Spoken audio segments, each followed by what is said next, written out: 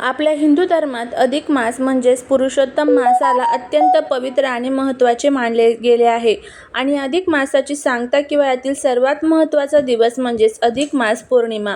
यावर्षी 31 मे रोजी हा अत्यंत दुर्मिळ आणि शुभ संयोग जुळून येत आहे. पौर्णिमा तिथी ही तशीच खूप पवित्र असते, पण जेव्हा ती अधिक मासात येते तेव्हा तिचे फळ आणि महत्त्व 1000 पटीने वाढते. आजच्या या व्हिडिओमध्ये आपण पाहणार आहोत की अधिक मास पौर्णिमेचे नेमके महत्त्व काय, या दिवशी कोणत्या चुका टाळाव्यात, घरामध्ये सुख समृद्धी ऐश्वर्य मिळवण्यासाठी आणि माता लक्ष्मी आणि भगवान विष्णूंचा आशीर्वाद प्राप्त करण्यासाठी कोणते सोपे पण प्रभावी उपाय करावे, याबद्दलची संपूर्ण माहिती आजच्या व्हिडिओमध्ये आपण जाणून घेणार आहोत. हा जर उपाय आपण केला तर सर्व बाधा, विघ्ने, शत्रू नष्ट होतील. कितीही कठीण इच्छा लगेच पूर्ण होईल, असे हे प्रभावी उपाय आपल्याला करायचा आहे. हा उपाय कसा करायचा, कोणत्या वेळेत करायचा, याबद्दलची संपूर्ण माहिती जाणून घ्यायची असेल तर या व्हिडिओला चॅनलला लाईक, शेअर, सबस्क्राईब करून कमेंटमध्ये जय माता लक्ष्मी लिहायला विसरू नका. सर्वात प्रथम आपण जाणून घेऊया की या पौर्णिमेचे महत्त्व इतके का आहे. अधिक मासाला पुरुषोत्तम मास म्हणतात कारण या महिन्याचे स्वामी स्वतः भगवान विष्णू आहेत. त्यामुळे या दिवशी केलेल्या पूजेने भगवान नारायण आणि माता लक्ष्मी अत्यंत प्रसन्न होतात. असे मानले जाते की अधिक मास पौर्णिमेला दानधर्म केल्याने, पवित्र नदीत स्नान केल्याने आणि नामस्मरण केल्याने व्यक्तीला अक्षय पुण्याची प्राप्ती होते. पूर्वजांच्या आत्म्याच्या शांततेसाठी आणि घरातील पितृदोष दूर करण्यासाठी सुद्धा हा दिवस अत्यंत फलदायी मानला गेला आहे. जर तुम्हाला कामात वारंवार अडथळे येत असतील किंवा घरात आर्थिक चणचण भासत असेल तर या दिवशी केलेले काही विशेष उपाय तुमचं नशीब बदलू शकतात. या दिवशी सकाळी लवकर उठून स्नान करावे. शक्य असल्यास स्नानाच्या पाण्यात थोडे गंगाजल टाकावे. स्नानानंतर सूर्यदेवाला अर्घ्य देऊन दिवसाची सुरुवात देवाच्या नामस्मरणाने करावी. आणि आज मी अधिक मास पौर्णिमेचे व्रत पूजा करत आहे असा मनात संकल्प करावा. घरातील देव्हाऱ्यात आणि एका पाटावर पिवळे कापड पसरून त्यावर भगवान विष्णू आणि माता लक्ष्मीची मूर्ती किंवा फोटोची स्थापना करावी. देवीचे पूजन करताना त्यांना पिवळी फुले, तुळशीचे पाने आदल्या दिवशीच तोडून ठेवून ती अर्पण करावी. देवाला केसरयुक्त दुधाचा आणि खिरीचा नैवेद्य दाखवावा, कारण माता लक्ष्मीला पांढरे पदार्थ खूप प्रिय आहेत. जर शक्य असेल तर या दिवशी घरामध्ये सत्यनारायणाची कथा आवर्जून वाचावी किंवा ऐकवावी. त्याचबरोबर मुख्य दरवाजावर हळदीचे पाणी आणि रांगोळी. पौर्णिमेच्या दिवशी सकाळी मुख्य दारावर स्वच्छता करून हळदीचे पाणी आणि रांगोळी शिंपडावी आणि रांगोळी काढावी. त्याचबरोबर स्वास्तिक काढावी, यामुळे नकारात्मक ऊर्जा घरामध्ये प्रवेश करत नाही. तुळशीजवळ तुपाचा दिवा. सायंकाळच्या वेळी तुळशी मातेजवळ गाईच्या शुद्ध तुपाचा दिवा आणि तुळशीला 11 परिक्रमा घालत ओम नमो भगवते वासुदेवाय या मंत्राचा जप करावा. यामुळे घरात कधीही पैशांची कमतरता भासत नाही. चंद्राला अर्घ्य देणे. पौर्णिमेच्या रात्री जेव्हा चंद्र उगवेल तेव्हा चंद्राला दुधाचे अर्घ्य द्यावे. दुधात थोडे तांदूळ आणि साखर टाकावी. यामुळे कुंडलीतील चंद्रदोष दूर होतो आणि मानसिक शांतता लाभते. पिंपळाच्या झाडामध्ये भगवान विष्णू आणि माता लक्ष्मीचा वास असतो. या दिवशी पिंपळाच्या झाडाला जल अर्पण करून तिथे दिवा लावावा. अधिक मासात दानाला खूप महत्त्व आहे. या दिवशी गरजू लोकांना अन्न, वस्त्र किंवा पिवळी वस्तू दान करावीत. केळी किंवा डाळी. तसेच संध्याकाळी घराच्या मुख्य दारावर दोन्ही बाजूंना दिवे लावावेत. या दिवशी, पवित्र दिवशी, काही गोष्टींची काळजी घेणे देखील तितकेच गरजेचे असते.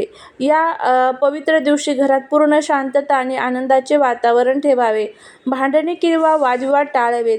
या दिवशी तामसिक भोजन म्हणजेच कांदा, लसूण किंवा मांसाहार पूर्णपणे टाळावा. कोणाचाही अपमान करू नका आणि दारात आलेल्या कोणत्याही भिकाऱ्याला किंवा प्राण्याला रिकाम्या हाती पाठवू नका. 31 मे रोजी येणार हा अधिक मास पौर्णिमेचा पुरेपूर आपल्याला लाभ घ्यायचा आहे. मनोभावे आपल्याला सेवा करायची आहे. या दिवशी घरामध्ये विष्णू सहस्रनाम, विष्णू सहस्रनामावली, व्यंकटेश स्तोत्रम, लक्ष्मी गायत्री मंत्र, विष्णू गायत्री मंत्र यासारख्या सर्व स्तोत्रांचा आणि मंत्रांचा आपल्याला पठण करायचं आहे. कारण हा योग पुन्हा लवकर नाही आहे, 3 वर्ष, कारण 3 वर्षातून एकदाच येणारी ही पौर्णिमा आहे. या दिवशी जर तुम्ही हे प्रभावी उपाय किंवा सेवा जर केल्या तर त्याचे खूप चांगले फायदे जे आहे तर ते तुम्हाला बघायला मिळत असतात. आता बघा, आपल्याला जर शक्य नसेल ह्या सेवा म्हणणं तर तुम्ही ऐकल्या, यूट्यूबवरती लावून दिलं, ऐकल्या तरी देखील चालू शकतं. आता त्याचबरोबर आपल्याला बघा, उद्या अधिक मास पौर्णिमा आहे. हा योग पुन्हा लवकर नाही. त्यामुळे फक्त एक छोटासा उपाय तुमच्या मुलांची, पतीची आणि संपूर्ण कुटुंबाची प्रगती सुरू करू शकतो, घरातील गरिबी नष्ट करू शकतो आणि तुमच्या शत्रूंचा कायमचा नाश करू शकतो.